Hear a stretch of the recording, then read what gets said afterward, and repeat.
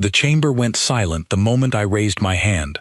Every eye in that vast circular hall turned toward me, hundreds of them, some with pupils shaped like slits, some glowing faint blue, some hidden behind breathing masks that hissed with every breath.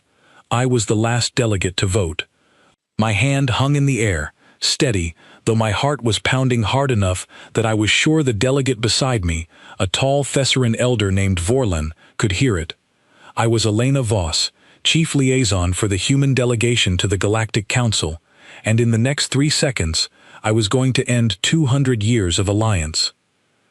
"Delegate Voss," said the presiding officer, an ancient being called Chask, whose voice always sounded like stone, grinding against stone.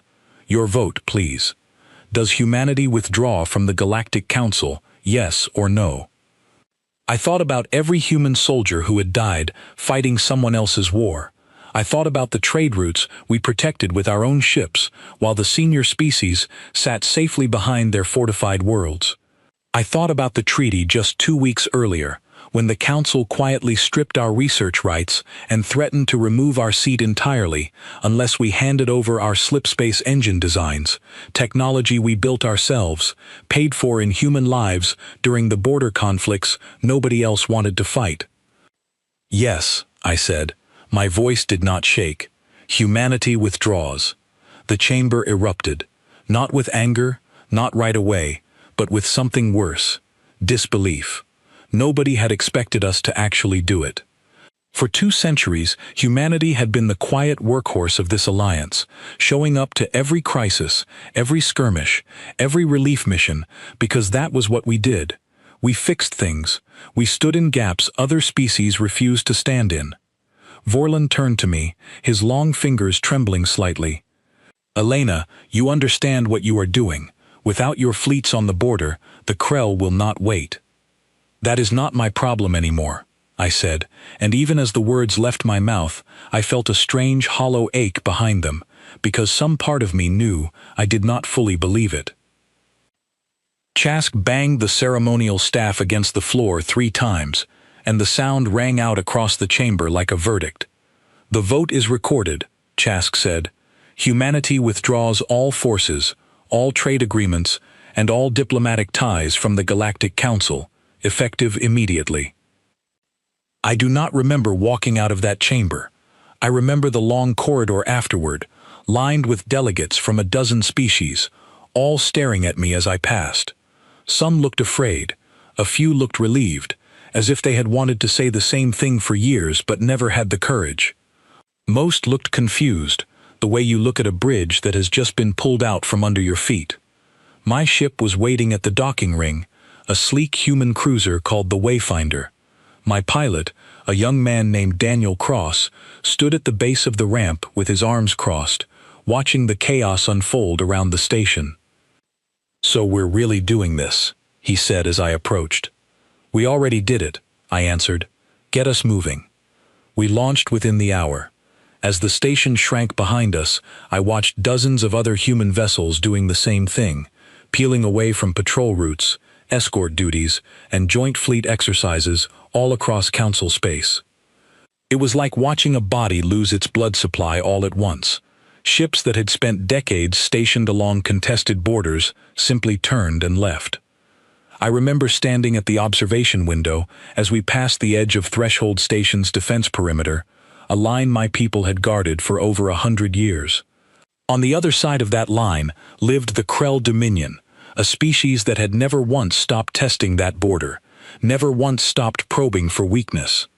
"They're going to come through, aren't they?" Daniel said quietly, standing beside me. "Eventually," I said. "But that's not our concern anymore. Someone else can hold that line now." He did not answer, and I understood why. We both knew there was no one else. The Thessaran fleet was ceremonial at best, built more for parades than combat.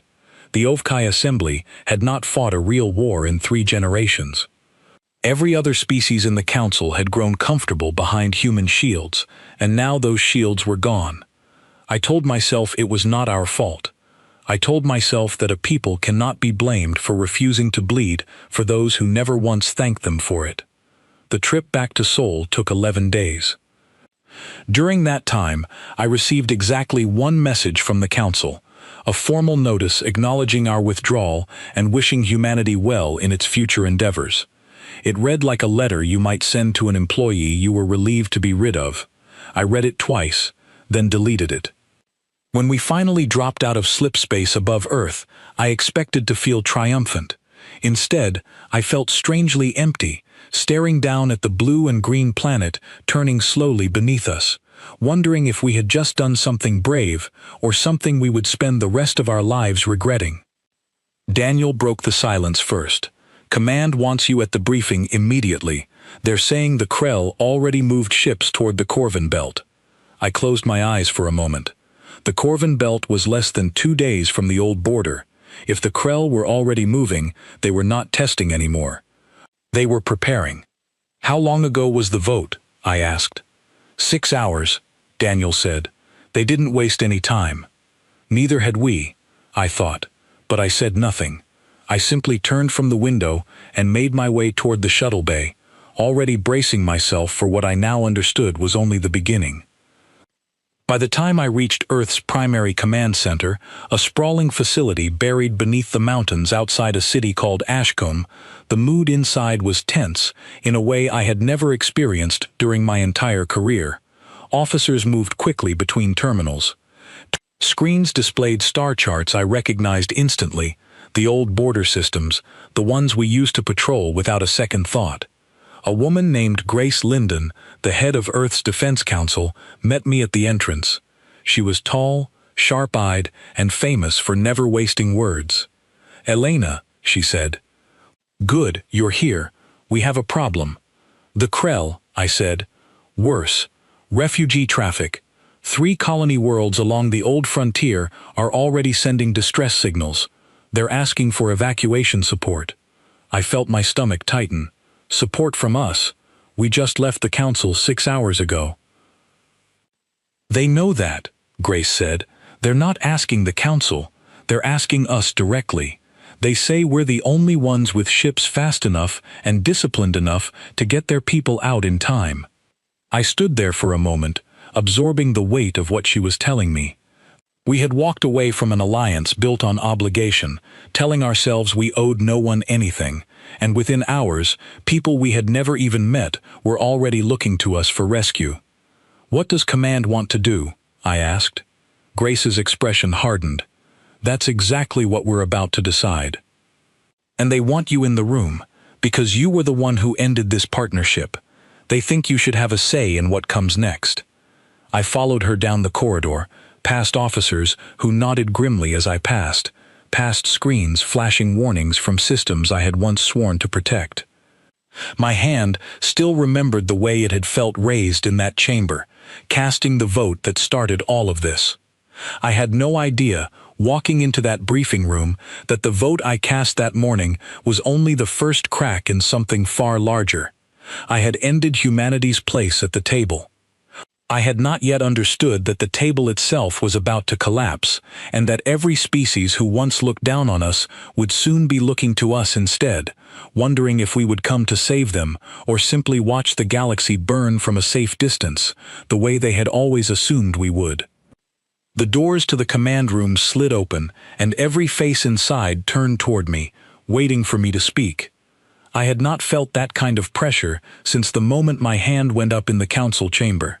But this time, there was no easy answer waiting for me.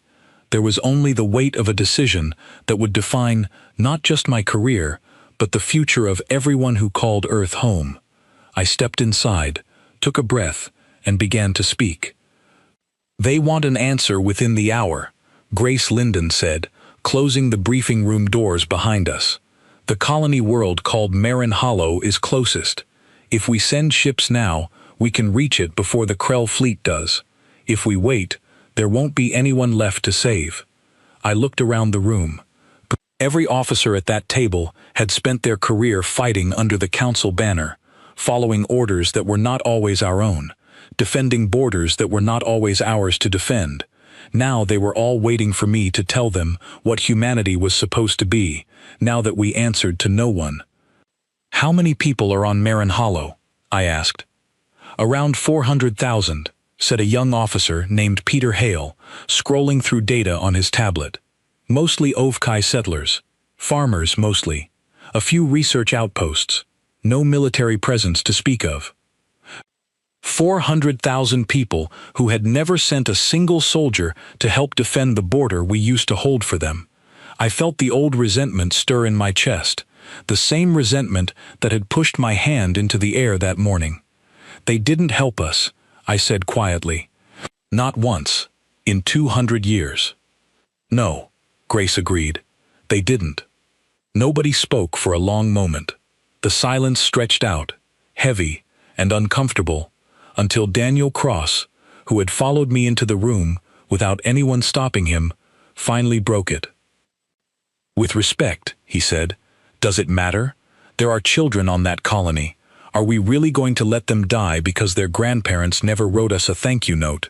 I turned to look at him, surprised at the sharpness in his voice. He held my gaze without flinching, and something in his expression reminded me why I had chosen him as my pilot in the first place. He always said the thing everyone else was too careful to say. It's not about a thank you note, I said, though even as I said it, I understood he had made his point. It's about deciding what kind of people we want to be, now that no one is telling us what to do. Grace folded her arms. Then decide, Elena, because the clock is not waiting for our philosophy. I stood there, caught between two versions of myself.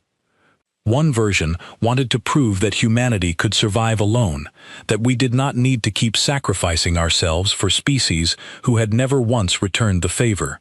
The other version remembered every soldier I had served beside, who joined the fleet because they believed protecting others, even strangers, even ungrateful ones, was simply the right thing to do. Send the ships, I said finally, but only for evacuation. No engagement with the Krell fleet unless we're directly threatened. We help them get out. We do not fight their war for them. Grace nodded slowly, though I could see she was not entirely convinced this line would hold. I'll get the order moving. Within 20 minutes, 3 evacuation cruisers launched from Earth's orbital dock, escorted by a pair of light frigates for protection. I chose to go with them myself, against Grace's objections, because I needed to see with my own eyes what our withdrawal had already set in motion. The journey to Marin Hollow took just under 2 days at slipspace speed. I spent most of that time in the command deck of the lead cruiser, watching sensor reports update in real time. Krell scout ships had already been spotted at the edge of the system, small and fast, the kind used to probe defenses before a larger fleet arrived. They're not attacking yet, said the cruiser's captain, a calm and steady woman named Olivia Marsh. Just watching. They're deciding if it's worth the risk, I said. Without our fleet on the border, there's nothing stopping them except whatever defenses that colony has left. Which is nothing, Olivia said grimly. We arrived at Marin Hollow just as the first signs of panic were spreading across the colony's surface. I watched through the cruiser's long-range cameras as evacuation shuttles lifted off from settlement after settlement, carrying frightened families toward our waiting ships.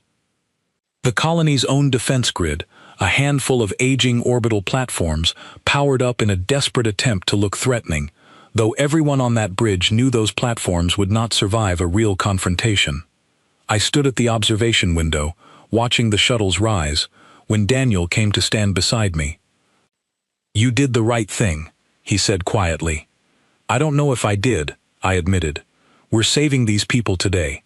But we can't save every colony along that border, not without the fleet we used to keep stationed there, and that fleet is gone, because I voted to bring it home. He did not answer right away. Instead, he watched the shuttles with me, one after another, families pressed against the windows, clutching whatever belongings they had managed to grab. Maybe that's the point, he finally said. Maybe we were never supposed to be the ones holding every line forever.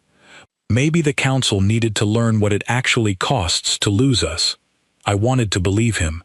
I wanted to believe that this was some necessary lesson the galaxy needed to learn, that in the end, the pain we were watching unfold below us would somehow lead to something better. But standing there, watching children carried onto our ships by parents who would probably lose their homes within days. It was hard to feel anything except a quiet, growing dread. The evacuation took 6 hours. We pulled just over 60,000 people off the surface before Olivia gave the order to withdraw, warning that Krell warships had finally begun their approach. As our cruiser broke orbit, I watched on the rear display as the first flashes of orbital bombardment lit up the colony's atmosphere, the Krell fleet finally moving in to claim what remained. I did not sleep during the return journey. I kept replaying the numbers in my head. 400,000 people had lived on that colony. We had saved 60,000. The rest were left behind, along with everything they had built. When we arrived back at Earth, Grace was waiting at the docking bay, her expression unreadable. "The council reached out again," she said, as I stepped off the ramp. "They want to speak with you directly." "Let me guess," I said. "They want us to come back." "Not exactly," Grace said. "They want to know if humanity intends to keep interfering in council territory, even without a seat at the table." I almost laughed, though there was nothing funny about it. Interfering, that's what they're calling it now. "They're worried, Elena. If we start acting independently, rescuing colonies, engaging threats on our own terms, it undermines what little authority they have left. Other species are already asking why the council couldn't organize what we just did in less than 2 days." I thought about the 60,000 refugees now filling temporary shelters across 3 continents, about the families who would spend the rest of their lives grateful to a fleet they had once looked down on, about the council delegates who would spend the next several days scrambling to explain why their own emergency response had failed so completely. "Tell them," I said, "that humanity makes its own decisions now. If that troubles them, they should have thought about that before they tried to take our technology and our seat in the same week." Grace studied me for a long moment, then nodded. "I'll pass that along. Though I suspect it won't be the last time they come asking." She was right. Over the following weeks, the requests kept arriving, quietly at first, then with increasing urgency. A mining outpost near the Thessaran border reported unidentified raiders, the kind that used to avoid the region entirely because of our patrols. A trade convoy carrying medical supplies to an Ovkai settlement went missing along a route that had been considered completely safe for over a century. Distress signals began appearing from systems we had never even been formally responsible for, worlds that had simply assumed, for 200 years, that some ship somewhere would come if they called. I sat through every briefing, watching the pattern become impossible to ignore. It was not that the galaxy had suddenly become more dangerous. It was that the danger had always been there, quietly held back by a presence nobody had ever properly thanked, and now that presence was gone. Daniel found me one evening on the observation deck of Earth's orbital station, staring out at the stars in silence. "You're thinking about Marin Hollow again," he said, sitting down beside me. "I'm thinking about all of it," I admitted. "Every distress call, every convoy that doesn't arrive. I keep telling myself this isn't our problem anymore, and then I remember the faces of those children being carried onto our ships." "So what do we do?" he asked. "Go back to the council? Pretend the last few weeks never happened?" "No," I said firmly. "We never go back to being their errand runners. But maybe there's a difference between serving an alliance that never respected us and choosing to help because it's who we are." Daniel was quiet for a moment, considering that. "That's a difficult line to hold." "I know," I said, "but it's the only line worth holding." Neither of us knew, sitting there under the quiet light of distant stars, that the line we were trying to draw was about to be tested far sooner and far more violently than either of us expected. Within days, reports would begin arriving of an attack unlike anything the galaxy had seen in generations, one that would force humanity to decide, once and for all, exactly how far our new independence was willing to bend. The alarm woke me before dawn, a sharp pulse cutting through the quiet of my quarters aboard the orbital station. I was on my feet and moving before I even understood what I was reacting to, pulling on my uniform as the emergency channel crackled to life. All senior staff, report to command immediately, the voice said. This is not a drill. I reached the command center within minutes, my hair still damp, my mind racing through every possible scenario. Nothing could have prepared me for what appeared on the main display when I stepped inside. A massive fleet, easily 3 times the size of anything I had seen the Krell field before, had crossed into what used to be neutral space near a cluster of worlds known as the Vantrell Reach. Grace Linden stood at the center of the room, her face pale in the glow of the tactical display. "When did this happen?" I asked, moving to stand beside her. 6 hours ago, she said. They hit 3 systems simultaneously, Vantrell Prime, Corvin Outpost, and a Thesserin shipyard we didn't even know existed until it stopped transmitting. I stared at the display, watching red markers multiply across the star chart like a spreading infection. This isn't a raid, this is an invasion. That's exactly what it is, Grace confirmed. And it gets worse. The Council is asking every member species to contribute ships to a joint defense fleet. Formal requests have gone out to everyone, including us, even though we no longer hold a seat. I felt the weight of the room settle onto my shoulders. They want us back. They want our ships, Grace corrected. Not necessarily us. There's a difference, and I think you know it. I did know it. For 200 years, the Council had wanted exactly one thing from humanity: our willingness to fight and die on their behalf, without complaint, without equal say, and without proper credit. Nothing about this crisis had changed that pattern. If anything, it had only confirmed it. "What does Command think we should do?" I asked. Grace hesitated, which was unusual for her. "That's why you're here, Elena. Nobody agrees. Half the Council of Officers wants to send the full fleet immediately, before more worlds fall.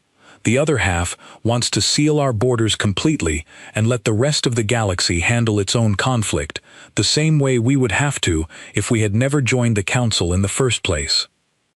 I turned toward the display again, studying the spreading red markers, trying to see past the abstract shapes to the reality of what they represented. Somewhere beneath those markers were families exactly like the ones I had watched being carried onto our ships weeks earlier at Marin Hollow. Somewhere beneath those markers were children who had done nothing except happen to be born on the wrong side of a border nobody was defending anymore. "Get me a channel to the Council," I said. "I want to hear exactly what they're offering before we decide anything." Within the hour, I found myself standing in a secure communication room, watching a holographic image of Chask flicker into view. The ancient delegate looked older than I remembered from the chamber, his usually steady voice carrying a tremor I had never heard before. "Delegate Voss," Chask said, "thank you for accepting this transmission." "I'm not a delegate anymore," I reminded him.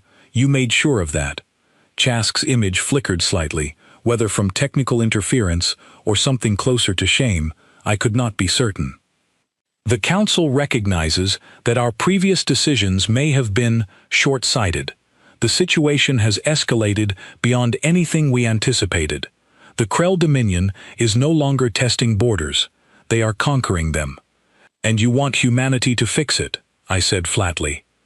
"The same humanity you tried to strip of its seat and its technology just weeks ago." "We are asking for your help," Chask said, his voice growing quieter.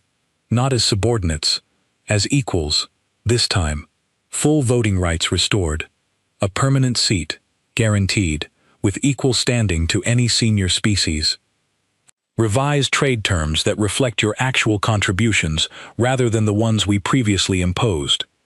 I studied his flickering image for a long moment, weighing the offer against everything I had felt standing on that observation deck, watching the vote that ended it all. "That's a generous offer," I said carefully. "Strange how generous it becomes once your own worlds start falling." "Elena," Chask said, using my given name for what I realized was the first time in our entire working relationship. "I will not insult you by pretending our previous treatment of your people was fair. It was not, but I am asking you to consider something beyond old grievances. There are entire civilizations at risk of disappearing entirely, species who never wronged you personally, children who had no part in any council decision. His words landed harder than I expected.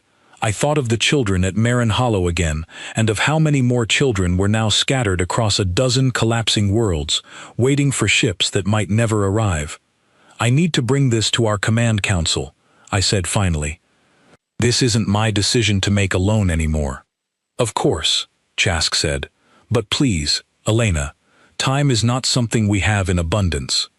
The transmission ended, and I stood alone in that small room for several minutes, trying to organize the storm of conflicting thoughts running through my mind. When I returned to the command center, Grace was waiting with an expression that told me she already suspected what the council had offered. Well? She asked. Full membership, I said. Equal voting rights. A guaranteed seat. Fair trade terms. Everything we should have had from the beginning. And you believe them? She asked, her voice edged with skepticism. I don't know, I admitted, but I believe the worlds burning out there are real, even if the council's motives aren't entirely pure. Daniel had entered the room quietly at some point during our conversation, and he spoke up now, his voice steady. Does it matter why they're offering it? If it saves lives, does their honesty matter as much as the outcome? I considered his question carefully before answering. It matters because agreements built on convenience rarely last. If we go back now, purely because they're desperate, what happens the moment the crisis passes? Do we go right back to being their tool, discarded the instant we're no longer useful? Nobody in the room had an answer for that, and the silence stretched uncomfortably long. It was Peter Hale, the young officer who had briefed me on Marin Hollow weeks earlier, who finally spoke. Maybe we don't rejoin the council at all. Maybe we help because it's the right thing to do, on our own terms, without needing their seat or their approval. I looked at him, surprised by the simplicity of the suggestion, and yet the more I turned it over in my mind, the more sense it made. We did not need their permission to matter. We had never needed it. The mistake, perhaps, had been believing for 200 years that we did. Assemble the fleet, I said, feeling a new clarity settle over me. We go to the Vantrell Reach. We defend every world we can reach. But we go as ourselves, not as council subordinates. No seat, no treaty, just help, given freely, on our terms, and withdrawn the moment it stops being right for us to stay. Grace studied me carefully, then finally nodded. That's a dangerous line to walk, Elena. Every line worth holding is dangerous, I said, echoing the words I had spoken to Daniel days earlier. That's what makes it worth holding. Within 6 hours, humanity's combined fleet, nearly 400 ships strong, launched from Earth's orbital docks and began the long journey toward the Vantrell Reach. I rode aboard the flagship, a heavy cruiser called the Meridian, watching star after star slide past the viewport as we moved deeper into space we had sworn we would never enter again.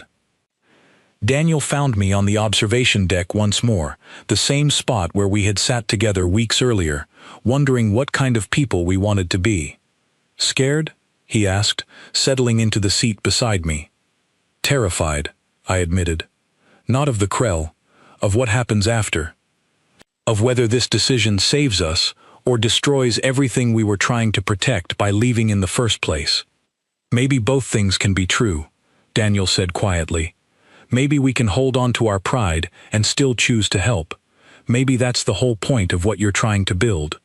I did not answer right away. I simply watched the stars blur past the window, carrying us toward a battle that would decide far more than the fate of a handful of distant worlds. It would decide, once and for all, what kind of galaxy humanity was willing to help build, now that we had finally learned we were never obligated to build it alone. Ahead of us, somewhere in the darkness, the Krell fleet continued its advance, unaware that the very species who had abandoned this fight only weeks earlier was now returning, not as servants bound by old obligations, but as something far more dangerous, a people who had chosen, freely and without compulsion, to stand and fight. We dropped out of slipspace at the edge of the Vantrell Reach into a scene I will never forget for as long as I live. Fires burned across the surface of what had once been a thriving Thessaran shipyard, visible even from orbit as streaks of orange against the darkness of space. Debris fields drifted where defense platforms used to stand, silent reminders of how quickly a stable system could unravel once its protectors disappeared. "Report," I said, standing at the center of the Meridian's bridge, my voice steadier than I felt. "Krell fleet detected, bearing 037, called out the tactical officer, a sharp young woman named Sophie Lang. Estimated 120 warships, currently engaged with what remains of the Thessaran defense fleet near Vantrell Prime." "How many ships do they have left?" I asked. 12, Sophie said quietly. "Maybe fewer, by the time we arrive." I closed my eyes for a moment, steadying myself against the weight of that number. 12 ships, standing against 120, buying time for evacuation convoys that were still struggling to clear the system. "All ships, prepare to engage," I ordered. "Priority is protecting evacuation vessels first. We hold the line long enough for civilians to escape, then we push the Krell fleet back." The fleet moved into formation with practiced precision, 400 human warships spreading across the edge of the system like a wall being raised in real time. I had commanded fleets before, but never one built entirely on choice rather than obligation, and there was something different about the way these crews moved, something steadier, more determined. "Enemy fleet has noticed our arrival," Sophie reported. "They're altering course." "Let them come," I said. "We didn't travel this far to hide." The battle that followed remains, even now, difficult to describe in full. I remember the flashes of weapons fire lighting up the darkness like a violent storm. I remember the calm, steady voices of my crew calling out coordinates and status updates, even as ships around us took damage. I remember watching, through the tactical display, as our formation held firm against the first wave of Krell warships, absorbing their assault without breaking. The alarm on my console screamed before I even understood what it meant. "Red light, Warg Fork. All Thessaran survivors are aboard our transport vessels." A wave of relief passed through the bridge, though it was short-lived. The Krell fleet, rather than retreating after their initial assault failed, regrouped and pressed forward with renewed intensity, clearly unwilling to accept defeat at the hands of a species they had assumed would never return to this region of space. "They're not backing down," Daniel said from his station near the helm controls. "Neither are we," I answered. For the next several hours, the battle raged across the edges of the Vantrell Reach, human ships maneuvering with a precision born of decades spent guarding borders exactly like this one. I watched as our formations adapted in real time, closing gaps whenever a Krell vessel attempted to break through, coordinating strikes against their heaviest ships with an efficiency that seemed to genuinely surprise our opponents. It was during the 4th hour of the engagement that I received an unexpected transmission, patched through from a nearby Thessaran cruiser that had somehow survived the initial assault. "This is Commander Vorlon," came a familiar voice, weary but alive. "Delegate Voss, is that truly you commanding this fleet?" I recognized the name immediately, the same Thessaran elder who had stood beside me in the council chamber the day I cast my vote. "It's me, Vorlon. I'm glad to hear your voice. I did not expect humanity to return," he said, his voice carrying a mixture of disbelief and gratitude. "Not after everything the council put your people through." "We're not here for the council," I said honestly. "We're here because your people were dying, and we decided that mattered more than old grievances." There was a long pause on the other end of the transmission. "Thank you," Vorlan finally said. "Whatever comes of this, please know that not every voice in that chamber agreed with how humanity was treated. Some of us argued against it. We simply weren't loud enough." "I believe you," I said, and found, somewhat to my surprise, that I meant it. The battle finally began shifting in our favor as the 5th hour approached.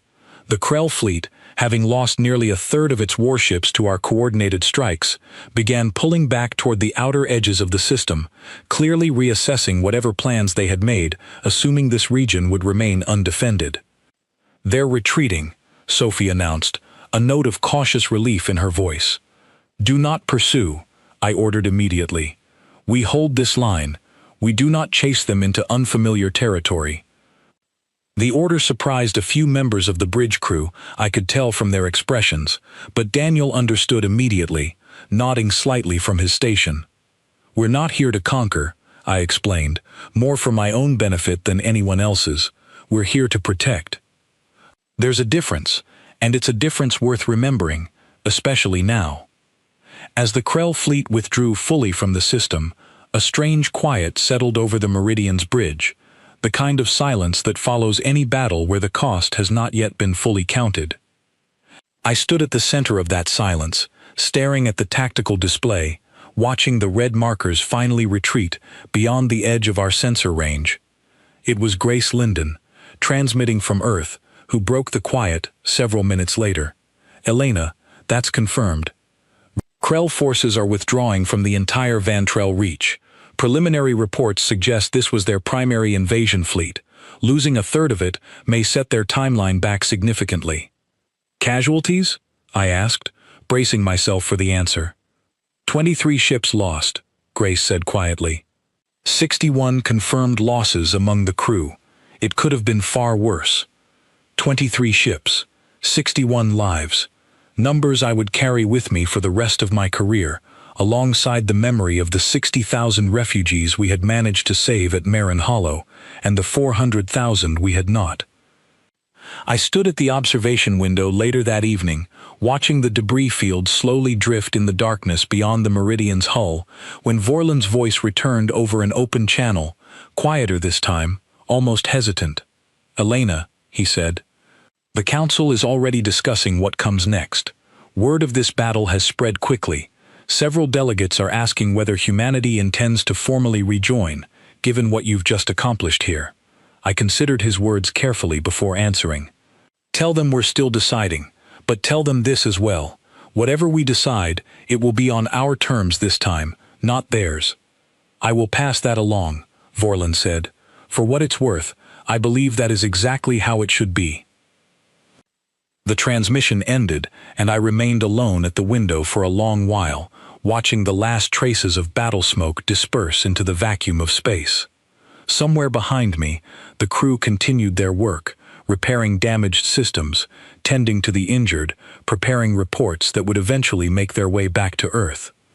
I thought about Chask's offer, about the guaranteed seat and equal voting rights, about everything the Council had promised in their moment of desperation. I thought about the families we had saved and the ones we had not. I thought about the strange, uncomfortable truth that humanity's greatest strength had never been our technology or our numbers, but our stubborn, sometimes reckless willingness to stand between danger and those who could not defend themselves, regardless of whether anyone ever thanked us for it. Daniel found me there eventually, as he always seemed to, settling quietly beside me at the window. "You did good today," he said. "We did," I corrected. "This was never just me." He smiled faintly, the first genuine smile I had seen from him in weeks. "So what happens now? Do we go back to the Council? Take their seat? Their promises?" I turned to look at him, feeling, for the first time since casting that vote in the Council chamber, a sense of clarity I had been missing for weeks. "No," I said, "we don't go back to what we were. We build something new. Something that doesn't depend on anyone's gratitude or approval. Something that decides, every single time, whether helping is the right thing to do, rather than simply the obligated thing." Daniel nodded slowly, understanding settling into his expression. "That's going to be a hard thing to maintain, especially once people start expecting it from us again." "I know," I admitted, "but it's the only version of this that feels honest." Behind us, the fleet began preparing for the journey home, carrying with it the wounded, the weary, and the quiet knowledge that whatever came next, humanity had proven something today that no council vote or treaty could ever take away: We had chosen to stand, not because we were told to, but because we decided it mattered, and in that choice, I finally understood, lay a strength far greater than anything we had lost the day I raised my hand and ended our place at that table. 3 months after the battle at the Van Trail Reach, I stood once again inside the council chamber on Threshold Station, though this time I did not walk in as a delegate bound by old obligations. I walked in as something entirely new, and the difference was visible in the way every eye in that room followed me, not with the polite indifference of the past, but with something closer to genuine attention. Chask stood at the center of the chamber, his ancient frame looking slightly steadier than it had during our last transmission months earlier. "Delegate Voss," he began, then paused, correcting himself. "Ambassador Voss, thank you for agreeing to this meeting." "I'm here to listen," I said. "Nothing more has been decided yet," the chamber murmured with quiet conversation as I took my place at the center of the floor, a position reserved traditionally for formal negotiations rather than simple diplomatic visits. Vorlon stood nearby, offering a small, encouraging nod as I settled into place. "The Council has spent the last several months in deep deliberation," Chask continued.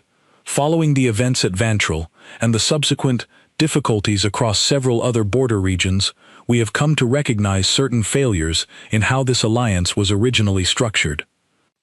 I said nothing, allowing the silence to stretch, forcing him to continue without the comfort of my agreement. "We are prepared," Chask said finally, "to offer humanity a fully revised charter, equal representation, equal voting weight, regardless of species population or territory size. Full ownership and protection of your technological developments without obligation to share designs you do not wish to share, and formal acknowledgement, recorded permanently within Council archives, of the debt owed to your people for defending this alliance far beyond what was ever required of you." It was, without question, the most generous offer any species had received in the recorded history of the Council. I felt the weight of it settle over the room, delegates leaning forward slightly, waiting to see how I would respond. "That's a significant offer," I said carefully. "But I have questions before we discuss acceptance." "Ask them," Chask said. "What happens the next time a crisis passes?" I asked. "What happens once the fear fades, and the memory of what we did here becomes inconvenient again? Will this charter still hold, or will it quietly erode the way our previous standing did?" The chamber fell silent. Several delegates exchanged uncertain glances, clearly not having anticipated such a direct challenge. It was Vorlan, surprisingly, who answered first. "That is precisely why the Charter includes binding protections this time, Ambassador Voss, protections that cannot be revised without unanimous consent from every member species, including humanity itself. No single vote, no matter how convenient the timing, can strip your standing again." I studied him for a long moment, remembering the young delegate I had known before the withdrawal, and recognizing something new in his expression now, a kind of quiet resolve that had not been there before. "I appreciate that," I said. "But protections on paper mean very little if the culture behind them doesn't change. We were treated as tools for 2 centuries, Vorlan, useful, reliable, and easily dismissed the moment we asked for equal treatment. I need more than words this time." Chask stepped forward, his voice carrying a weight I had not heard from him before. "Then allow me to offer more than words, Ambassador. During the crisis, while your fleet fought to protect worlds that had never once defended you in return, several of us within this chamber began drafting new protocols, independent of your presence here today. Protocols requiring joint defense contributions from every member species, distributed fairly according to capability rather than convenience. No single species will ever again be permitted to bear the burden humanity carried for 200 years. I felt something shift inside me as he spoke, a small crack in the wall I had built since the day I cast that vote. It was not forgiveness, not entirely, but it was something close to recognition, an acknowledgement that perhaps, buried beneath centuries of imbalance, Some genuine desire for change existed within these walls after all. "I will need to bring this back to Earth," I said. "This isn't a decision I can make alone, nor should it be." "Of course," Chask said. "Take whatever time you require." The journey back to Earth felt different from every previous trip I had taken along that same route. I stood on the observation deck of the Meridian, watching familiar stars pass by, thinking about everything that had changed since the day I first raised my hand in that chamber. Daniel found me there, as always, settling into the seat beside me with the easy familiarity of someone who had shared every major turning point of the last several months. "So," he said, "are we going back?" "I don't know yet," I admitted. "Part of me wants to. Part of me is terrified that the moment we sign that charter, everything we built these last few months, the freedom to choose, the freedom to decide for ourselves when and how to help, quietly disappears." "Maybe it doesn't have to disappear," Daniel said thoughtfully. "Maybe we can hold both things at once, a seat at their table and the freedom to walk away from it again if they ever forget what it cost them to lose us the first time." I considered his words carefully, watching the stars blur into streaks of light as we entered slipspace. "That's a fragile balance to maintain." "Most things worth keeping are fragile," he said. "That doesn't mean they're not worth the effort." When we arrived back on Earth, Grace Linden was waiting, along with representatives from every major human settlement across the solar system, gathered to hear the Council's formal proposal and decide, together, what humanity's future would look like. The debate that followed lasted nearly a full week. I sat through every session, listening to voices from every corner of human civilization, farmers and scientists, soldiers and diplomats, all weighing in on a decision that would shape not just our own future, but the future of every species who had come to depend, whether they admitted it or not, on humanity's willingness to stand between danger and the innocent. In the end, the vote was not unanimous, but it was decisive. Humanity would return to the Galactic Council, not as subordinates bound by old obligations, but as equal partners, protected by a charter we had helped negotiate on our own terms, free to walk away again if that charter was ever broken. I stood once more in the council chamber on the day the new charter was formally signed, watching delegates from a dozen species place their marks upon the document that would govern this new era of cooperation. When my turn came, I stepped forward, took the pen offered to me, and signed my name beneath Chask's, beneath Vorland's, beneath the marks of species who had once looked at humanity as nothing more than a convenient shield. "It is done," Chask said, his voice carrying real warmth for what may have been the first time since I had known him. "Welcome back, Ambassador Voss." "We never really left," I said, glancing around the chamber at faces both familiar and new. "We just needed you to understand what it meant to lose us." A quiet murmur of agreement passed through the room, and for the first time since that fateful vote months earlier, I felt something settle within me, a sense that perhaps, despite everything, we had found our way toward something better than what came before. The years that followed were not without difficulty.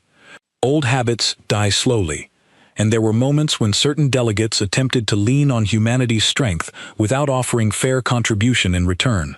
Moments when the temptation to simply solve every crisis ourselves, the way we always had, threatened to undo the balance we had fought so hard to establish. But each time, I found myself returning to the lesson learned during those difficult months of independence, the understanding that our worth was never something the Council could grant or take away. It had always belonged to us alone. I think often of Marin Hollow, of the 60,000 souls we managed to save, and the hundreds of thousands we could not. I think of the battle at Vantrell Reach, of the 23 ships and 61 lives lost defending worlds that had never once stood beside us. I think of Vorland, standing firm in a chamber that had once dismissed his objections, and of Daniel, who never once let me forget that choosing to help others did not make us weak, only human. Years later, sitting in my quarters aboard a station that now bears my name, I still keep a small recording of that first vote, the moment my hand rose in that chamber and changed everything. I play it sometimes, not out of regret, but as a reminder. A reminder that sometimes the only way to discover your true worth is to walk away from those who never valued it, and to return only once you have built something stronger than the approval you once sought. The galaxy remains a dangerous place. New threats rise where old ones fall, and humanity continues to answer the call, not because we are bound by obligation, but because somewhere along that long and difficult journey, we finally understood what kind of people we wanted to be. We did not abandon the galaxy to punish it. We left so it would finally understand what it stood to lose. And when we returned not as servants seeking approval, but as equals, standing firm in the knowledge that our place among the stars had never depended on anyone's permission but our own. That, in the end, is the story I choose to tell my children, and theirs after them. Not a story of abandonment, nor of quiet resentment held for 2 centuries, but a story of a people who finally learned to value themselves, and in doing so, taught an entire galaxy to value them as well.